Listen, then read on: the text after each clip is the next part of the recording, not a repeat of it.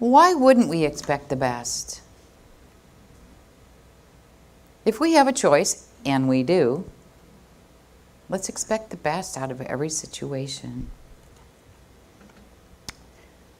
And practicing presence, we want to expect the best. Because every word we speak, every thought we think, every action we take is communing with the divine. Some will say that every thought is a prayer.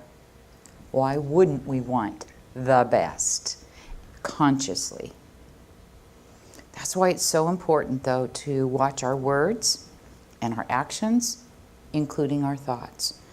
Because God, Spirit, Universe, it's always listening. It's always responding to us in kind. And that means whether we're affirming something we call good or something we call not so good or even bad. The idea of practicing presence is not new. It has been around forever and a day. Living in the now, practicing that presence, is a common thread that runs through many, if not all, of the spiritual teachings. I'm going to share with you just a few quotes from many past and current master teachers on the spiritual realm. There are many more, trust me. Eckhart Tolle says this: spiritual awakening is awakening from the dream of thought. Wayne Dyer, I love this, avoiding the present moment is almost a disease in our culture, and we are continually being conditioned to sacrifice the present for the future.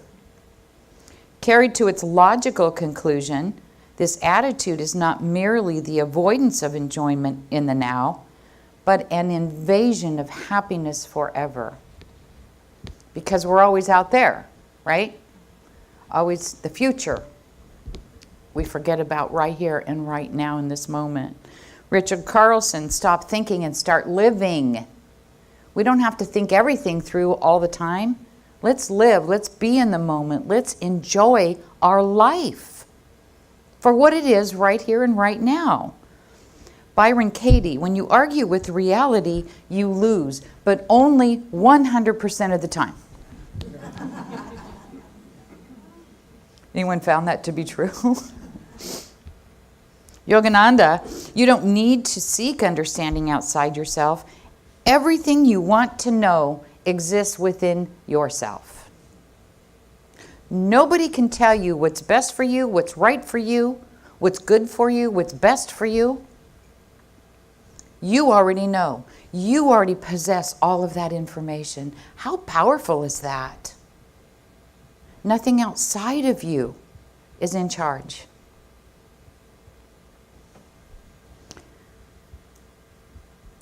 Gene Klein, living is to be found in the timeless now. Because the now is timeless, isn't it? This is a different moment. This is a different moment. This is a different moment. We could do this for, 24 hours if you want. It's the timeless now. David Hawkins, the true source of joy and happiness is the realization of one's existence in every moment. See, they're all saying the same thing. This is what we have. This is all we have. When we maintain that concept that the only now is real, the difference in our life experience is amazing.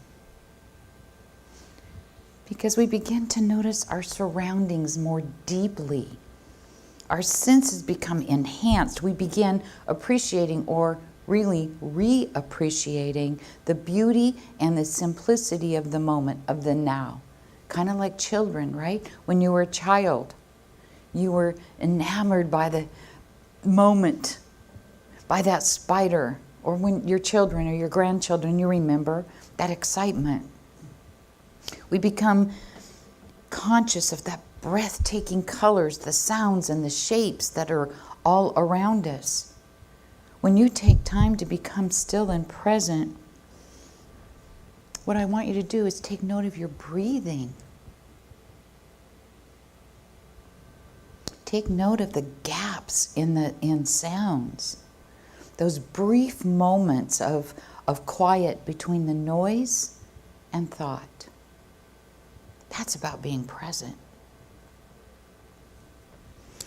What Eckhart Tolle said in the reading that Nathan shared about practicing presence in the body is very simple to experience. So, take a moment right where you are right now and sense the life in your hands or any other body part right now in this moment. Just sense it, feel it, or focus your attention on the air that's passing in and out of your lungs. Just for a brief moment, do that. And as you do that, notice that your thoughts stop. There is that quiet. As you sense that life in your body, you may detect that feeling of life in your body, inside of you. It's an easy way to bring yourself to present moment awareness because you can do it anytime, anywhere, under any circumstances, wherever you are and whatever you're doing. You just pay attention. I'm sure you've noticed how animals live in the present moment. I'm going to use dogs, sorry. If you watch a dog, you can see that they are totally immersed in what they're doing. They're just very focused. They don't have an identity. They don't have an ego. They aren't necessarily reacting from memory. If you've ever seen a dog waiting for its owner to return, you see that alert attention and the patience to simply wait. I know it at home. Our dog can hear Greg coming from miles away, and she just sits at the gate like this. I'm like, oh, coming home, is he? Right? It's amazing. And they just are patient enough to sit there and wait. Or she adores my middle son.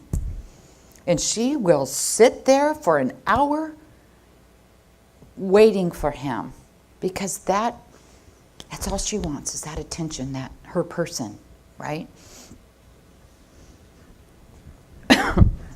Dogs are always in the now. They don't drag their history with them into the present moment. They don't project their worries into the future. They just are. Take them for a walk and they're happy doing what dogs do. Sniffing, being with their person, walking around, getting exercise, wagging their tail, never missing that chance to sniff and explore. If you have a dog, you get that. And there's a lot to be learned from them. If we aren't present moment by moment in our lives, then we are not actually living and enjoying our lives to the degree that we are capable. We're merely, sometimes as human beings, we are merely drifting on autopilot, and we miss out on potentially extraordinary opportunities. We can miss the chance to connect deeply with those around us, for instance, as well as the vital opportunity to develop that unique potential that comes with our precious human birth, to grow and to explore our spiritual selves. The only thing we have to shape our future is this moment. And if we're spending it worrying over something that may never happen, not that you ever would, or arguing with someone in our head who has served us what we call an injustice, maybe even 5 years ago, then the moment's lost. We do have quite a task in front of us because we are needing to learn to be present and to live our presence in the moment. And the reality is this: we live in a distraction-filled world. That's just the truth. So it's up to us to remind ourselves to get quiet and to be present. It's important to make time to smell the roses instead of walking right by them and worrying about our tax returns, for instance. take time to rediscover how to slow down, how to sit, how to roll over, how to breathe, right? Take a walk, sniff and explore, for goodness sake. And we can rediscover how to slow down. We absolutely can. As humans, we have a tendency, though, to move through our day mindlessly. I mean, how many times do we try and get somewhere other than where we are going? Now, I know that does sound silly, doesn't it? And it's the truth. Are we in such a hurry and so out of touch with the moment that we lose things constantly? I'm guilty of that. I don't like to admit it. It's true. Because I'm off to here. So I forget what I'm doing right here in the moment. Whether it's my coffee cup or my keys, don't laugh, or because he knows it's true, or my keys or my glasses, or, I could name a number of things because we're in too much of a hurry. When we focus on the past or the future, it means that we've entered the mental realm, the thinking realm, instead of that feeling.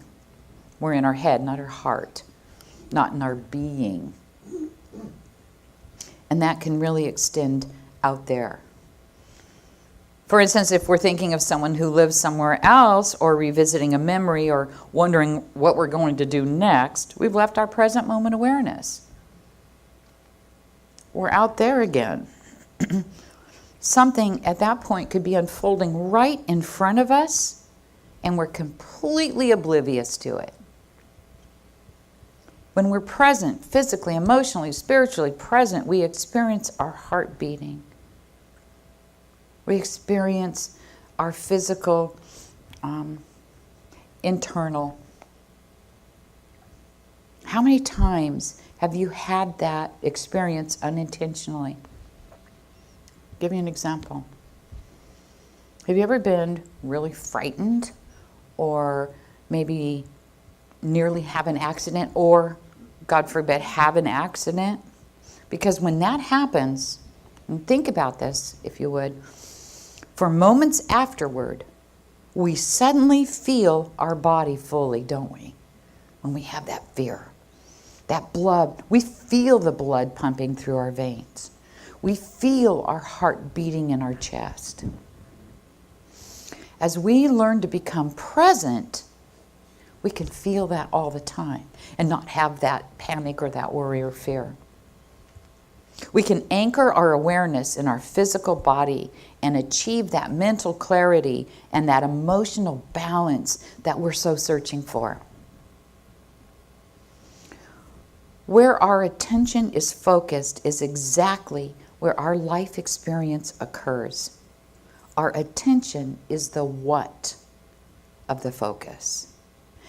And the quality of our experience relies upon the quality of our intention. And the intention is being the why of our focus. So just like the law of cause and effect holds us responsible for every thought, every word, and every action that we initiate, the quality of our experience is a combination of that attention and intention. Because who other than us can possibly be responsible for the consequences of our thoughts, our actions, and our words? Who can be responsible other than us for our communion with the divine? The present is truly the only moment that we do have. And we are called to accept what comes to us, learn from it, and let it go, moment by moment if necessary. We can fight it. However, each moment is as it is because the universe is as it is. So that resistance is futile. As we live our truest nature, love moves in.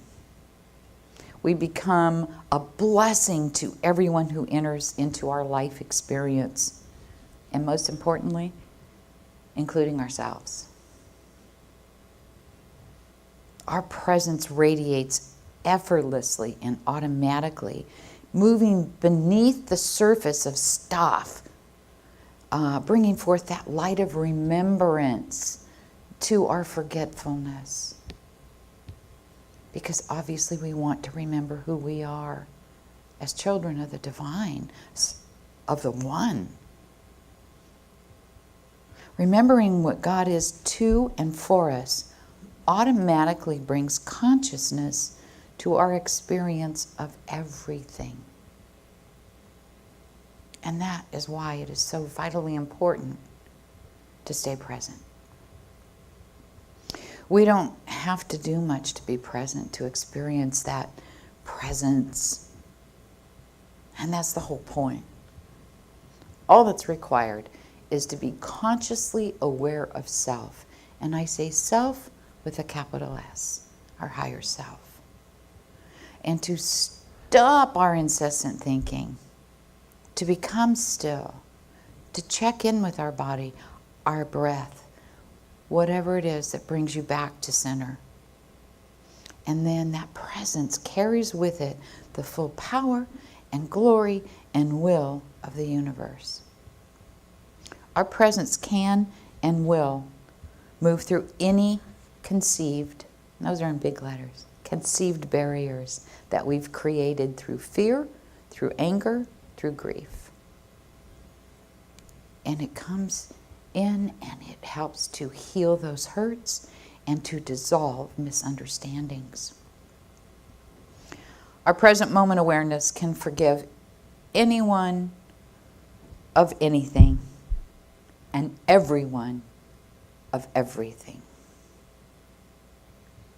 Our choice is to show up, to be present in our life experiences, and that empowers others to show up and be present in theirs. Then they are able to go out, share their present moment awareness with others, creating that chain reaction that grows infinitely brighter each and every moment. So in closing, I would like to invite you to carry 4 words with you today as you go about your day. See what a difference that it might make in your life.